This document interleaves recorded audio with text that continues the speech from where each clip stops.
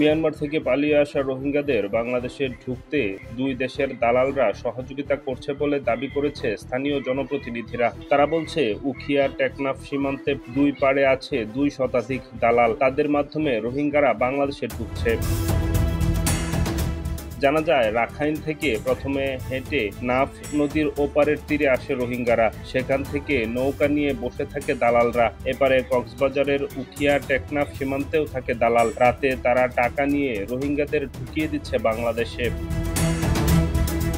উখিয়া টেকনাফের স্থানীয় জনপ্রতিনিধিরা জানান, রাতের অন্ধকারে মংডু টাউনশিপের সুদাপাড়া, ফয়েজিপাড়া, শিকদারপাড়া ও নুরুল্লাপাড়ার গ্রাম থেকে রোহিঙ্গারা নৌকা নিয়ে নাফ নদী অতিক্রম করে বাংলাদেশে ঢুকে পড়ছে। নাফ নদীর সীমান্তে কিছু দালাল চক্রের সদস্যরা আবারও নৌকায় করে রোহিঙ্গারা শাহপুরীর দ্বীপ, ঘোলারচর, জালিয়াপাড়া, সাবরাং, নয়াপাড়া, টেকনাফের জাদিমুড়া, নাইট্টাংপাড়া, বড়ইতলী, বাহারছড়া ইউনিয়নের সাগর উপকূলের বিভিন্ন পয়েন্ট দিয়ে দেশে নিয়ে আসছে।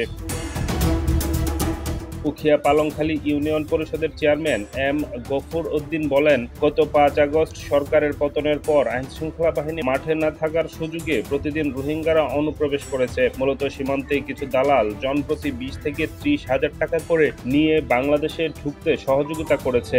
গত এক সপ্তাহে উখিয়া সীমান্ত দিয়ে কয়েক হাজার রোহিঙ্গা প্রবেশ করেছে।